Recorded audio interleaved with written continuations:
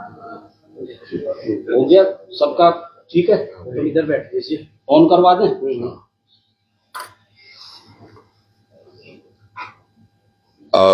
प्रणाम सभी पत्रकार भाइयों को और बहुत बहुत धन्यवाद। साथ के साथ उत्तराखंड की और भारत की सभी मातृशक्ति को भी नमन। आज अंतर्राष्ट्रीय महिला दिवस भी है और उसके उपलक्ष्य में आप सबको बहुत बहुत शुभकामनाएं भी। आज हमें यकीनन याद करनी चाहिए तीलू रौतेली, गौरा देवी और वो तमाम मातृशक्ति जिन्होंने प्रदेश के लिए ही नहीं देश के लिए अभूतपूर्व काम किए हैं और हमेशा उनको याद रखा जाना चाहिए। खैर, आज का जो विषय है बहुत सेंसिटिव है। जितने भी लोग प्रिंट के माध्यम से इसको पढ़ रहे हैं खबर को, या फिर जो वीडियो के माध्यम से देख रहे हैं इलेक्ट्रॉनिक मीडिया या हमारे सोशल मीडिया के तमाम प्लेटफॉर्म, देखिए घाम तापो पर्यटन जो योजना मोदी जी ने कल बोली, मुझे लग रहा है उत्तराखंड में हर किसी को अब घाम ही तापना पड़ेगा।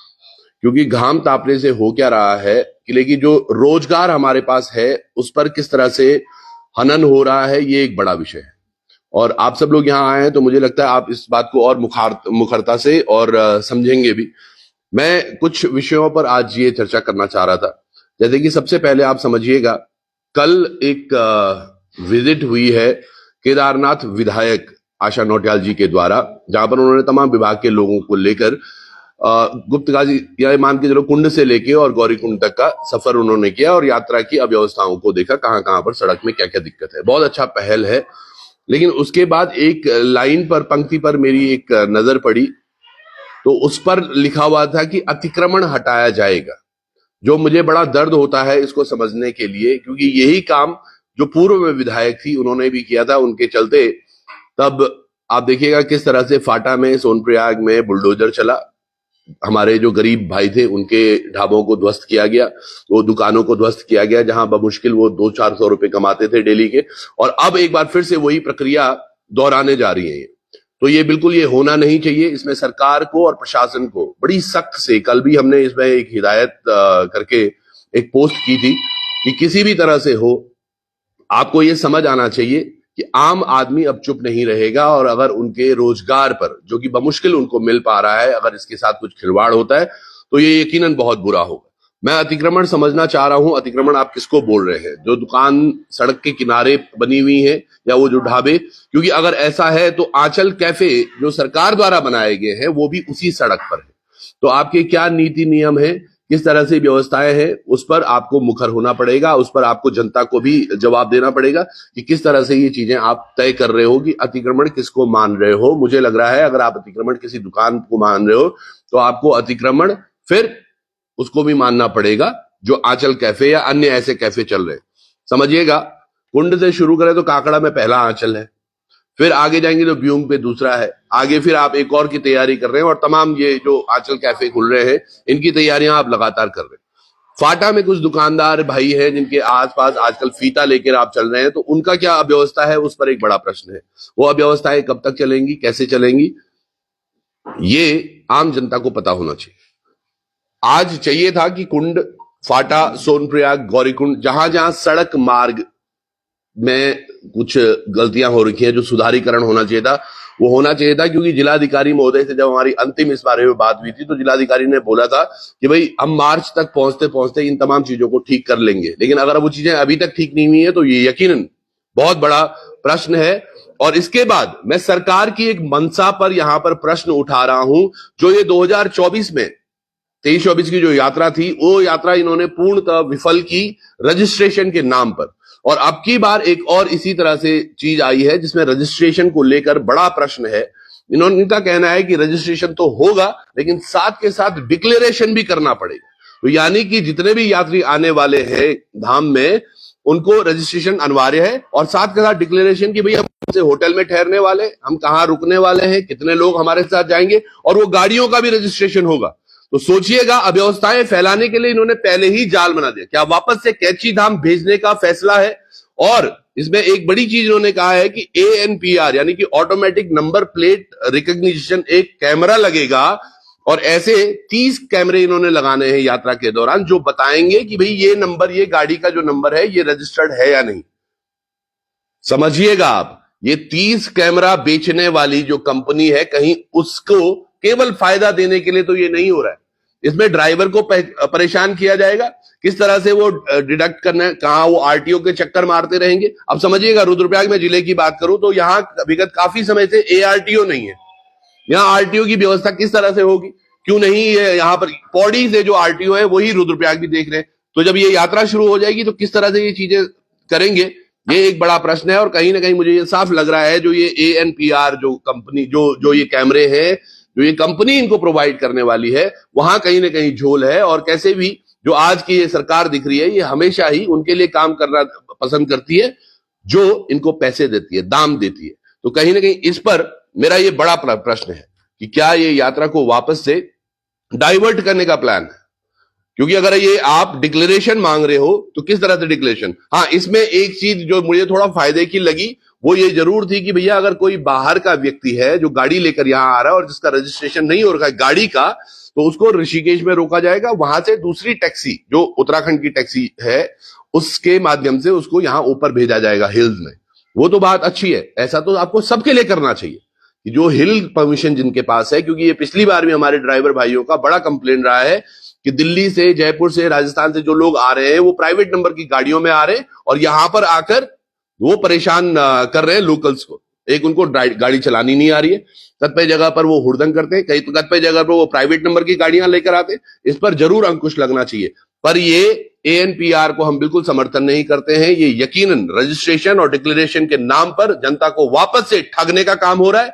और इसमें स्थानीय विधायक, चाहे वो रुद्रप्रयाग हो, चाहे वो हमारे केदारनाथ हो, चाहे उत्तरकाशी हो या पुरोला हो, ये तमाम जो विधायक हैं, चाहे यमुनोत्री के भी, आप समझिए इनको भी इसमें आवाज उठाना, मुखर होना आवश्यक है। क्योंकि अगर आप आवाज नहीं उठा रहे तो इसका मतलब है मिली भगत आपकी भी है, चाहे ये ANPR कंपनी से हो या आप भी चाहते हैं कि तमाम यात्रा को डाइवर्ट करके आप इसको भेज दें। ये बड़ा बड़ा बड़ा सबब है। इसमें एक बड़ी चीज है साहब, आप समझिएगा, ये बोल रहे हैं कि रजिस्ट्रेशन करना अनिवार्य है। अब तक भी और पिछले कई सालों से देखा गया 40 या 45% मात्र जो यात्रा होती है वो ऑनलाइन बुकिंग वाले द्वारा होती है। जिसके पास मोबाइल हो बड़ा, जिसके पास लैपटॉप हो, जिसके पास टैबलेट है, वो तो कर लेगा ये बुकिंग। पर जो व्यक्ति आराम से एक छोटे फोन से जो किसी अन्य माध्यम से तैयारी करने की प्रयास कर रहा है, जो कोशिश कर रहा है कि किसी तरह हम यात्रा में चले जाएं, यहां तक पहुंचे, क्या वो यात्रा नहीं कर पाएंगे? उन लोगों को कहां भेजेंगे आप? या फिर उनको भी वापस से डाइवर्ट करने का आपका प्लान है? तो इन पर सोचा जाना चाहिए। ये रजिस्ट्रेशन के लिए पहले भी हमने बोला था कि ये रजिस्ट्रेशन अब की बार बाध्य नहीं होना चाहिए। आपने थोप दिया है और ये किसके लिए थोपा है, ये बड़ा प्रश्न है। क्यों सरकार बार बार एक ही काम करवाती है कि किसी भी तरह से ये चीजें हो ताकि आम जनता। अभी एक उदाहरण मैं देता हूं सबको, अभी जहां हम बैठे हुए हैं, जहां ये प्रेस हो रही है, ये उदित इनमें हो रहा है, होटल है रुद्रप्रयाग में। आप समझिएगा यहां पर थोड़ी देर पहले एक किन्नर आई थी। किन्नर ने एक बड़ा प्रश्न, और ये बड़ा दहकता हुआ प्रश्न है, उन्होंने कहा कि मैं आपसे होली या अभी इनाम मांगने नहीं आई हूं, आप मुझे इनाम दीजिएगा जब यात्रा चले। समझिएगा आप, आज हमारे यहां पर किन्नर हो, चाहे व्यवसायी हो, स्थानीय हो, किसी के घर में शादी हो, किसी का मकान बन रहा हो, तमाम चीजों की, मतलब यहां तक कि कैमरा, जो शादियों में कैमरामैन भी होते हैं, वो भी पेमेंट्स तब लेते हैं जब यात्रा के बीच में या यात्रा समाप्त हो जाती है। इस स्थिति में है हमारा आज ये क्षेत्र। और वहां पर जो कमाई है या जो आदमी कमा पाता है वो केवल यात्रा के दौरान। पर अगर यात्रा में इस तरह से अव्यवस्थाएं होती है तो समझिएगा ये कितनी बड़ी ठेस है अर्थव्यवस्था पर। इन चीजों पर मुखर होना पड़ेगा और सबको इसके बारे में बात करनी होगी। तीसरी बड़ी बात है जो अभी सुनने में आया था और आज मेरे ख्याल से वो आवंटन भी हो रहा है, उस पर भी एक प्रश्न है कि जो दुकानें आवंटित हो रही है केदारनाथ धाम में, वो किस तर्ज पर हो रही है। क्योंकि पिछली बार जिनकी दुकानें थी उनको भी रजिस्ट्रेशन किया गया और उन्होंने अपना आवेदन भी किया, उसके बाद इन चीजों को रखा। इसमें एक बड़ी धांधली जो सामने आ रही है, ये प्रतिवर्ष, और ये पत्रकार भाई आप सब लोग भी यहाँ पे हैं, आप भी इसका संज्ञान लीजिएगा, प्रतिवर्ष जितने लोग आवेदन कर रहे हैं उनसे कुछ अमाउंट ली जाती है। जैसे अब की बार शायद वो 2500 रुपए है, पिछली बार वो थोड़ा कम थी। पर जिनके आवेदन स्वीकार होते हैं, यानी कि जिनको दुकानें मिल जाती है, वो तो ठीक। लेकिन अगर एक बड़ी संख्या में 10, 1000, 15,000, 20,000 लोग वो फॉर्म ले रहे हैं और 700-800 दुकानें बस जा रही हैं, बाकियों के पैसे वापस क्यों नहीं किए जाते? ये पैसा किसके पास जा रहा है? जिला प्रशासन इसको खा रहा है या पंचायत, जिला पंचायत इसको खा रही है? ये पैसा जा कहां रहा है? ये एक बड़ा प्रश्न है। कोई भी आप टेंडर अगर आवेदन करते हैं, अगर आपका विफल होता है तो आपको वो पैसे वापस मिलते हैं। ये होता आया है हर जगह। तो ये दुकानदार भाइयों के साथ ऐसा क्यों हो रहा है? वो भी वो स्थानीय लोग, दुकानदार भी नहीं मैं उनको बोलूंगा, वो कभी अपने ढाबे और छोटी छोटी दुकानें लगाते हैं, उसके बाद वो पैसा जब गायब हो जाता है तो उसको कहीं ना कहीं तो होना चाहिए। ये मुख्य बिंदु थे जो यात्रा से रिलेटेड मुझे लगता है बहुत महत्वपूर्ण है, और खासकर रजिस्ट्रेशन वाला, इस पर जिला प्रशासन को सोचना चाहिए। और मैं चाहूंगा आप सब लोग भी इसको बड़ी मुखरता से अपने पत्रों में, अपने चैनल के माध्यम से इस बात को रखें, और जनता ये समझे कि अब की बार भी कुछ नया नहीं होने वाला। अगर ये रजिस्ट्रेशन और डिक्लेरेशन जैसी बाध्यता होगी तो यात्रा पर फर्क पड़ेगा, जिससे हमारी पूरी यात्रा डैमेज हो सकती है। तो जो कल पछताने वाले हो, आज अब उस पर आवाज उठाने की बारी है। अगर इस पर्टिकुलर वीडियो के बाद या इस पर्टिकुलर खबर के बाद आगे आने वाले हफ्ते भर में इन चीजों पर वापस से पुनर्विचार नहीं होता, क्योंकि ये चीजें हमने डीएम साहब को पहले भी बोली थी कि रजिस्ट्रेशन बाद में मत करना, पर अगर हो रही है वो, तो ये कौन करा रहा है, कौन है ये ANPR जो ये ऑटोमेटिक नंबर प्लेट रिकॉग्निशन का जो कैमरे दे रही है, ये कंपनी कौन है, इसका पता करें और इन चीजों को रोकें। 7 दिन का समय है, उसके बाद यकीनन सड़कें अगर नहीं बनती है, दुरुस्त नहीं होता है, पेयजल की व्यवस्थाएं हैं वो बड़ी अव्यवस्थित है पूरे धाम में, कहीं वो व्यवस्था नहीं, अगर वो नहीं होता है तो एक बड़ा आंदोलन के लिए पूरे रुद्रप्रयाग की जनता, रुद्रप्रयाग संघर्ष समिति उस पर काम करेगी, हम खुद उस पर बैठ के काम करेंगे। बहुत बहुत धन्यवाद। आपके कुछ अगर प्रश्न है तो हम ले सकते हैं। हाँ जी, डिक्लेरेशन को लेकर के सरकार का मानना है कि तमाम जो व्यवसायी हैं, तमाम जो उद्यमी हैं, यात्रा से जुड़े हुए जो लोग हैं, उनसे बात हो चुकी है और उन्होंने ही सहमति जताई है। मैं बताता हूं आपके, इनकी बात किससे होती है? 5-7 लोग हैं जो विधायक के खास होते हैं, जो मंत्री से मिलने जाते हैं। 5-7 लोग यहां से भरत सिंह चौधरी जी के खास होते हैं, जो मंत्री से मिलने जाते हैं। मुख्यमंत्री उन लोगों से मिल रहे हैं जिनको केवल चरण वंदना करनी है। ये चरण वंदना करने जाते हैं। पिछली बार आप लोग भी गए थे, काफी हमारे पत्रकार भाई लोग गए थे, जो गए और वापस आए जब इलेक्शन के दौर की बात है शायद। तो समझिएगा यात्रा में आम आदमी परेशान हो रहा। मुझे बताइए, वो घोड़े खच्चर वाले से किससे पूछा गया, या वो होटल व्यवसायियों से किससे पूछा गया कि भैया हम अनिवार्य कर रहे हैं? मुझे नहीं लगता कोई भी एक व्यक्ति ये बोल देगा कि डिक्लेरेशन इस तरह से होना चाहिए। डिक्लेरेशन के तो हर होटल फॉर्म्स हैं, उनके रजिस्टर्ड है, जहां पर वो जा रहा है वो रजिस्टर भरेंगे, वहां पर अपना आधार कार्ड से वो करेंगे। पर इसके लिए पहले से ही बाध्य होना, क्योंकि इससे जो दिक्कतें आएंगी सर बहुत ज्यादा होने वाली हैं। आदमी परेशान। सोचिएगा आप, लेट्स सपोज किसी होटल में कोई व्यक्ति निकला है, आज उसकी बुकिंग रुद्रप्रयाग में है, लेकिन उसकी गाड़ी खराब होगी देवप्रयाग, या कहीं कुछ इश्यू हो गए, वो नहीं आ पाया, फिर उस केस में क्या होगा? और ऐसे अगर प्रकरण बढ़ते चलेंगे, ट्रैफिक इतना सारा होगा, कई लोग अव्यवस्था की वजह से समय पर नहीं पहुंच पाए, तो उसकी एक दिन की बुकिंग रुद्रप्रयाग की तो कैंसिल होगी, आगे जितनी पड़ने वाली सारी कैंसिल हो जाएंगी। वो होटल वाला भी खाली रहेगा, और जो वो व्यक्ति है जिसका रजिस्ट्रेशन एक फला तारीख को है लेकिन वो जा नहीं पाया फला तारीख को, तो वो भी परेशान होता रहेगा। तो यात्रियों के लिए भी परेशानी, आम जनता के लिए। अरे जैसी यात्रा चल रही थी इतने वर्षों से, ऐसी चलाने में क्या दिक्कत है? हर जगह हमारे जाए, आप यहां से देखें तो रुद्रप्रयाग हो गया, तिलवाड़ा हो गया, आप अगस्तमुनि देखो, चंद्रपुरी हो गया, सब जगह गुप्तकाशी, फाटा, सोनप्रयाग, यहां तक कि गौरीकुंड और ऊपर केदारनाथ तक व्यवस्थाएं बहुत है रुकने के लिए। आम स्थानीय ने बहुत सारे लोगों को एकुमुलेट करने के लिए व्यवस्था बना रखी है। तो ये झंझट में क्यों फंसा रहे हैं आप? ये एक बड़ा प्रश्न है। मैं तो सीधे सीधे बोल रहा हूं, ये ANPR की जांच आप अगर करें, ये कौन कैमरा दे रहा है, आपको स्पष्ट हो जाएगा क्यों ये बार बार अव्यवस्था कर रहे हैं। ये सड़क पर क्यों नहीं काम कर रहे? आज वो जो सड़कें टूटी हुई हैं, वो अभी तक मुनकटिया पर वो सड़क का निर्माण नहीं हुआ, वो गौरीकुंड में सड़क का निर्माण नहीं हुआ, तमाम चीजों पर काम नहीं कर रहे, फालतू की बातें ला रहे ताकि यात्रा में व्यवधान हो। 10 मार्च को जनपद के प्रभारी मंत्री पहुंच रहे हैं। यात्रा संबंधी जिन भी मुद्दों पे चर्चा होनी है, तो तमाम संगठनों के लोगों को आमंत्रित किया गया है।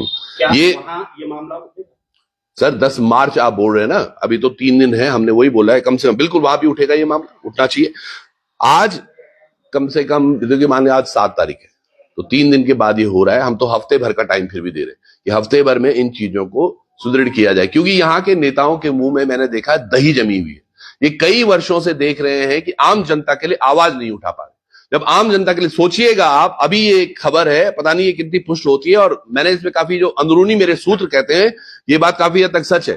सोचिएगा यहां अभी रुद्रप्रयाग जिले में जो BKTC के मेंबर है, जो अध्यक्ष है, वो रुद्रप्रयाग जिले से ही है। अभी कम से कम ये है बात, यहां तक चल रही है कि हल्द्वानी के एक खनन माफिया को यहां का BKTC का अध्यक्ष बना दिया जाएगा, क्योंकि वो RSS या BJP से जुड़ा हुआ है। वो व्यक्ति यहां की बात है, फिर तो तय हो जाएगा कि भाई यहां से कैसे हम यात्रा कैंची धाम को प्रोवाइड करें। हमारे यहाँ के नेता क्या कर रहे हैं? ये रुद्रप्रयाग में कम नेता है क्या इनमें से किसी को अध्यक्ष नहीं बनाया जा सकता? अगर आपको पहले वाले से प्रॉब्लम है या उसने कुछ अनियमितताएं की है, हटाना है, ठीक है, पर यहाँ का कोई नेता भी तो बात कर सकता है जिसने यहाँ का दर्द देखा हो, तो उठाएंगे सर ये मुद्दे। भाजपा का कहना है कि त्रिभुवन चौहान अपनी चुनाव की तैयारी कर रहे हैं 2027। आप भी करें, मैं ये बोल रहा हूं आप भी करें। मैंने वही तो बोला, अगर इनको लगता है राजनीति कर रहे हैं, हम एक चीज बताइए, किसी गरीब के घर में 2 रोटी आएगी, हमें क्या दिक्कत होगी? हम हर उस बात पे, हर उस मुद्दे पर बात कर रहे हैं जो जनता के हित के लिए है। अगर इन्होंने आज तक ऐसा किया होता तो शायद इनको चुनाव में पैसे नहीं बांटने पड़ते, चाहे वो केदारनाथ यात्रा चुनाव हो, अभी ऋषिकेश का हमने चुनाव देखा, तमाम जगह पैसों पर आपके गेम हो रहे। ये पैसे आपने रुद्रप्रयाग में बिछाने का कोशिश की, लेकिन रुद्रप्रयाग में आप नाकाम रहे। तमाम जगह लड़कों ने रोका, किस तरह से चीजें हुई आप सबको इस बारे में पता है। तो ये भाजपा और कांग्रेस, इनको केवल चुनाव या फिर राजनीति आरोपित करने वाली आती है। ये संगठित होकर, मैं बोल रहा हूं, मैं स्वागत करता हूं कि विधायक केदारनाथ हो, चाहे विधायक रुद्रप्रयाग हो या फिर बद्रीनाथ भी, ये हमारे साथ बैठे, मिलके बात करें ऑन टेबल की भाई क्या क्या व्यवस्थाओं पे काम होनी चाहिए। हम कभी अड़ंगा नहीं उड़ाएंगे, हम अड़ंगा सर, हमारा वो नहीं है कि हम हल्ला करना चाहते, कि काम करवाना चाहते हैं ताकि व्यवस्थाएं ठीक। आप बताइए, आज 7 तारीख हो गई है सर, 23 दिन में ये महीना खत्म हो जाएगा, 1 महीना हमारे पास, 1.5 महीना शेष रह जाएगा यात्रा के लिए। जब सड़कें नहीं बनी है तो कौन सी राजनीति की बात कर रहे हैं? मतलब भाजपा का चरित्र कहां आपको समझ में आ रहा है? मोदी जी यहां आते हैं, बोलते हैं कि घाम तापो। क्या घाम तापने यहां बैठे हुए हम? उत्तराखंड का आदमी केवल घाम तापेगा? शीतकालीन यात्रा अलग चीज है। शीतकालीन यात्रा का भी प्रचार प्रसार कब हो रहा है? जब 1.5 महीने में तुम्हारी यात्रा शुरू होने वाली। ये बौखलाई हुई बातें जनता को समझ में आ रही हैं सर। आज ये प्रपंच है भाजपा के। बस केदारनाथ रोपवे को किस तरीके से देख रहे हैं? बड़ा सर, हम सो सॉरी सर, ये आपने बड़ी बात कही है। ये प्रश्न भी था मेरे जहन में। बहुत अच्छा पहल है। मैंने काफी लोगों से बात की। लोगों का कहना था कि हम इसका विरोध करेंगे शुरुआत में, फिर उनको थोड़ा लगा कि यार जब हेली आ रही थी सर्विसेज, उस टाइम पे भी विरोध की बात हुई थी कि भाई हेली से लोग चले जाएंगे तो घोड़े से खच्चरों से कौन जाएगा। लेकिन जब हेली चली तो उसके बाद यातायात एकदम से बढ़ा और ट्रैफिक बढ़ा, तो अब किसी को मुश्किल नहीं है। रोपवे से भी शायद मुश्किल ना हो, लेकिन इसमें भी कई लोगों का ये कहना है अब, क्योंकि ये सोनप्रयाग से शुरू करने की बात कर रहे हैं, तो अब अगर सोनप्रयाग से शुरू करेंगे तो कहीं ना कहीं तब फर्क पड़ेगा। इस पर हमारी जो कच्चर यूनियन है, ट्रेड यूनियन, उनसे वार्तालाप चल रही है। शायद 1-2 दिन में हमारी जो मीटिंग होगी उसके बाद हम स्पष्ट करेंगे। लेकिन इसमें एक बड़ा महत्वपूर्ण पॉइंट है जो सबको याद रखना है। तकरीबन सर ये 4,900 करोड़ रुपए की योजना बता रही है सरकार, जिसको रोपवे का नाम दिया। मैं ये जानना चाह रहा हूं केवल, क्या कोई ड्राफ्ट इसमें तैयार हुआ है?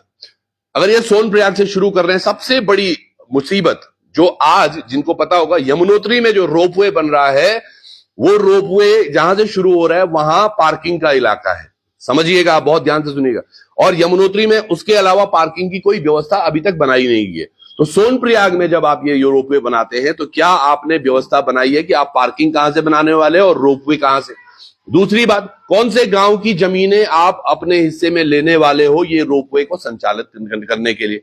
उन लोगों से क्या इस बात की परमिशन, क्या सीतापुर गांव को टारगेट किया जाएगा? क्या सोनप्रयाग के किसी हिस्से को, या त्रियुगी नारायण के किसी हिस्से को? ये ड्राफ्ट में कहां है? कौन सी लैंड है जो इन्होंने एक्वायर की है इस रोपवे के लिए? दूसरी बात, इनका जो रूट होगा उस रूट पे और गांव भी इफेक्ट होंगे क्या? पर्यावरण, चलिए मैं मान रहा हूं कि भैया आपने 8-9 घंटे की यात्रा आप बोलो 30-35-40 मिनट में हो जाएगी, बहुत अच्छी शुरुआत है, बहुत अच्छी पहल है, हम स्वागत करते हैं ऐसे।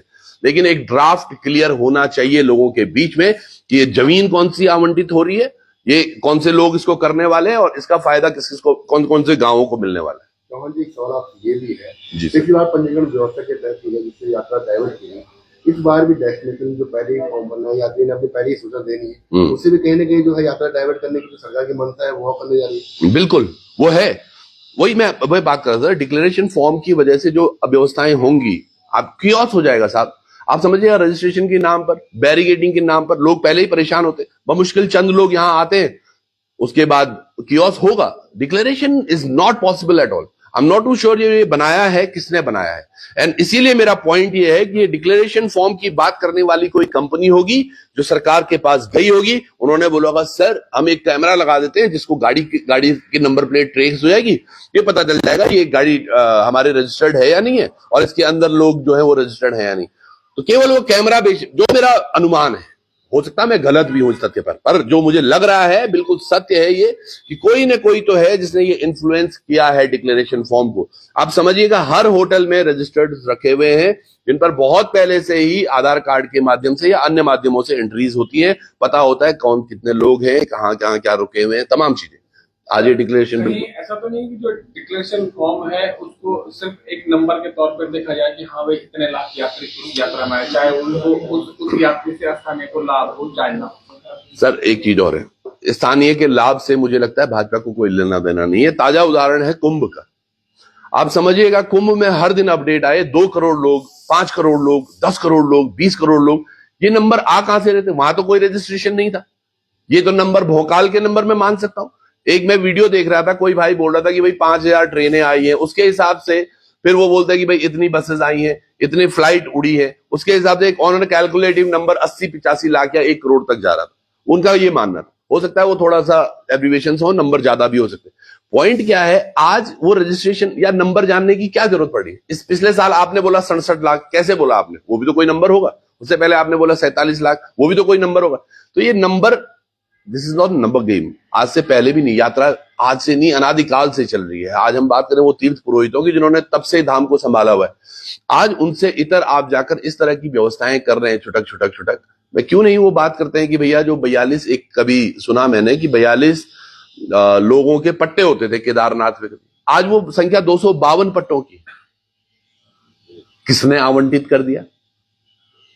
मैं देख रहा हूं एक जोगी, उनका पीछे कुटिया बन रही है। रितंबरा देवी एक आरएसएस की मेंबर है, उनकी वहां उनका हॉस्पिटल बन रहा है प्राइवेट। उनको लैंड कौन दे रहा है? एक वो बाबा वहां बैठे हैं, वो साल भर वहीं बैठते हैं, उनको 4 नाली जमीन दे रखी है, वो खाता खतौनी में लिखा हुआ है। उसके ऊपर एक और चीज लिखी हुई है कि जब भी ये खाता खतौनी रिन्यू हो, इनको इंगित किया जाए। ऐसा क्या है? समझ रहे सर? तो ये सारी प्रक्रियाएं हैं, नंबर्स किसी को नहीं देखने सर। हर आदमी को ये देखना 2 रुपए आ रहे नहीं आ रहे। और ये बड़ा मुखरता से मैं फिर बोल रहा हूं, अगर इन्होंने प्रयास किया बिल्कुल भी कि किसी को हटाने का या बुलडोजर चलाने का, तो बहुत बढ़िया व्यवस्था हो जाएगी। आप क्या चाहते हैं, किस प्रकार की व्यवस्थाएं बने राजमार्ग पर, यात्रा मार्ग पर, किस प्रकार से लोगों को रोजगार मिल पाए? सर हमने पहले भी एक आप में से कुछ पत्रकार भाइयों ने चलाया भी था, वो 17-18 पॉइंट बिंदुओं का हमने एक ज्ञापन दिया था डीएम साहब से। करीबन 1-1.5 घंटे उनके साथ बैठे।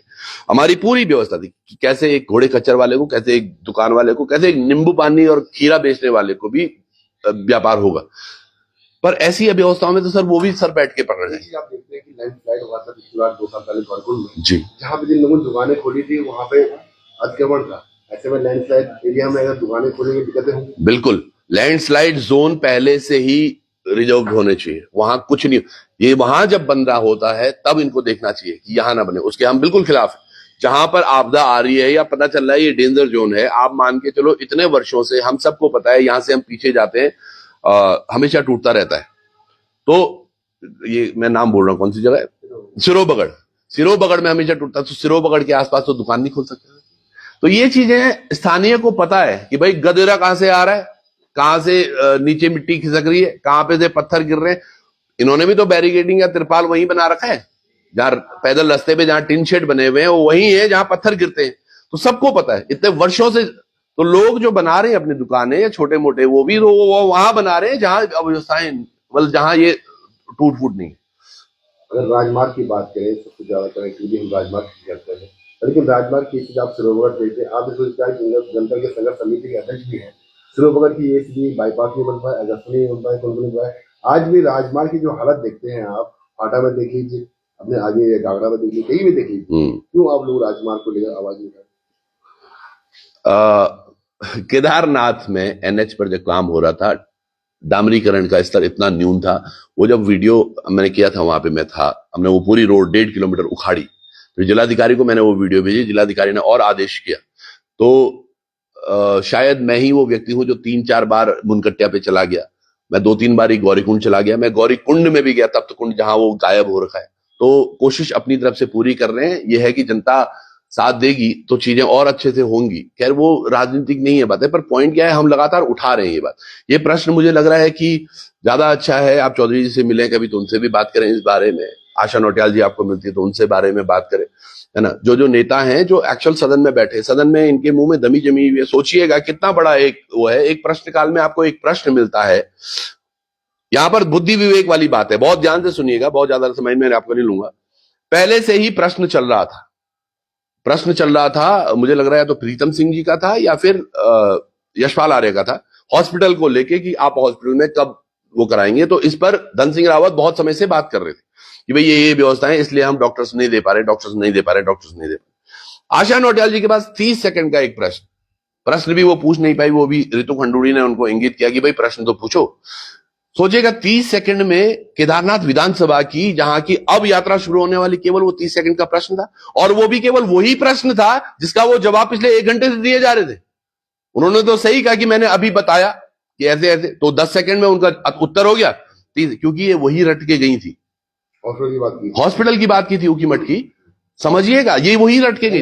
ऐसा हो सकता था सर कि जब आपको पता है कि इस प्रश्न पर बहुत देर से चर्चा हो रही है तो आप दूसरा प्रश्न उठाते हैं। अगर आप क्षेत्र में भ्रमण किए हुए हो तो आपको पता चलता है कि फाटा हॉस्पिटल में क्या दिक्कत है, या गुप्तकाशी में क्या दिक्कत है, अगस्त्यमुनि में, रुद्रप्रयाग में क्या दिक्कत है, इन तमाम चीजों पर बात हो सकती थी, पर नहीं, क्योंकि आपने रटा हुआ एक प्रश्न था, क्योंकि भाई मैं उकीमठ से आती हूँ, उकीमठ की जनता को जवाब देना है, तो आपने अपना ही बेवकूफ बना दिया। ऐसा नहीं। गैरसैंण में तमाम उत्तराखंडी लोग जुटे थे, क्या मान रहे हैं आप, अब किस तरीके का जो प्रभाव है वो सरकार पे पड़ेगा? कुछ प्रभाव नहीं पड़ रहा। अगर ऐसा होता तो यकीनन कल एक रिपोर्ट रात को प्रकाशित हुई है अप स्टॉक्स पे, उन्होंने कहा है कि 7 वित्त मंत्री अलग अलग राज्यों के, इनकी एक कमेटी गठित की गई, जिसको यूपी के जो वित्त मंत्री हैं वो इसके अध्यक्ष होंगे। जब भी कहीं पे क्लाइमेट डिजास्टर होता है तो इस समिति का काम होता है वहां का वित्त का निरीक्षण करना और वहां आवंटन करना। उस सूची में हमारे प्रेमचंद्र अग्रवाल जी का नाम है। तो समझिएगा, मैं बोल तो रहा हूं, मैंने शुरुआत वहीं से की थी, मोदी जी कर आए थे, उन्होंने बोला घाम तापो, तो उत्तराखंड की जनता को घाम तापने का एक कार्य दिया गया है। वो घाम तापते तापते आप पत्ते खेल सकते हैं, आप कैरम खेल सकते हैं, पर आप ना तो अपनी व्यवस्थाओं के बारे में, क्योंकि अगर आप व्यवस्थाओं के बारे में बात करेंगे, जैसे भाई साहब बोल रहे थे, वो फिर आरोप लगाएंगे कि भैया आपने तो हमारा वो कर दिया, क्या आप राजनीति कर रहे हैं, आप चुनाव के लिए कर रहे हैं। मैं तो बोल रहा हूं बढ़िया है अगर जनता इस तरह से करती। इसमें मैं बस एक चीज और कहूंगा तमाम पत्रकार बंधुओं से, सच में हम बहुत मेहनत कर रहे हैं क्षेत्र के लिए, और आप सब लोग भी क्षेत्रवासी हैं हमारे उतने ही क्लोज, तो ये तमाम जो चीजें हम दिखाते हैं, मुझे समझ में आता है कि वो मैं हर बार हमेशा एक पत्र नहीं बना पाता हूं आप लोगों के लिए, पर जहां जहां भी आपको दिखता है कि हम मुखरता से कोई आवाज उठा रहे हैं, जैसे कि कल गैरसैंण में, आपने गैरसैंण का जिक्र किया सर, गैरसैंण में एक ब्लॉक का कार्यालय ऐसा, वहां दस्तावेज सारे मिट्टी के हवाले हो रखे, क्योंकि ब्लॉक ऑफिस में पानी घुस जाता है ना, वो ब्लॉक ऑफिस था सर, उस पे ऊपर नगर पंचायत लिखा था, पर ब्लॉक ऑफिस था वो। तो समझिएगा कि ऐसे में क्या हमारे दस्तावेजों के साथ छेड़खानी नहीं हो रही होगी? हो सकता है वो गैरसैंण के कुछ लैंड्स के कागज हो जो कभी आरटीआई में मांगे जाते, या कुछ होता कि भाई कितना जंगलात का है, कितना राजस्व का है, कितना गांव वालों का है, तो सारे दस्तावेज तो तुमने मिट्टी के हवाले कर रखे, जबकि उनके पास नई बिल्डिंग है जहां हम बाद में गए। तो ये बड़ा सोचनीय है। और फिर ये माना जाए कि सड़क हो या विधानसभा हो, जनता सिर्फ मजमा लगाने तक ही सीमित है। आज एक बड़े प्रभुत्व व्यक्ति हैं जिन्होंने हमसे सुबह सुबह ये कहा कि भाई साहब 2 और 2 4 होते हैं, ये मुझे भी पता है, और 2 और 2 4 ये आपको भी पता है, और आप वही बात बोल रहे हैं। इनका मतलब ये था कि जनता आज अवेयर है, पर जनता कुछ करना नहीं चाहती। आज हम बोल रहे हैं, अब जो हमने अभी बातें बोली, कितने लोगों के ये सर में घुसी हैं, वो एक बड़ा महत्वपूर्ण विषय है, और कितने उस पर कार्य करने वाले हैं आगे ये। लेकिन इसमें आंदोलनरत होना पड़ेगा। अगर ये रजिस्ट्रेशन बाध्य करते हैं, खासकर डिक्लेरेशन, तो ये यकीनन बहुत चिंतनीय है। आप सबको सोचना पड़ेगा इसके बारे में। कब से आप लोग आंदोलन? 7 दिन सर, 7 आज तारीख है, 14-15 से, और हम पूरे प्रदेश व्यापी करेंगे। फिर हर घर, हर जिले स्तर पर जाएंगे और वहां लोगों के साथ गोष्ठी करेंगे, चिंतन विषय होंगे जहां पर ये बात करेंगे। होनी चाहिए सर, होनी चाहिए, होटल एसोसिएशन सबको, बिल्कुल। चलिए, बहुत बहुत धन्यवाद। हो गया मुझे।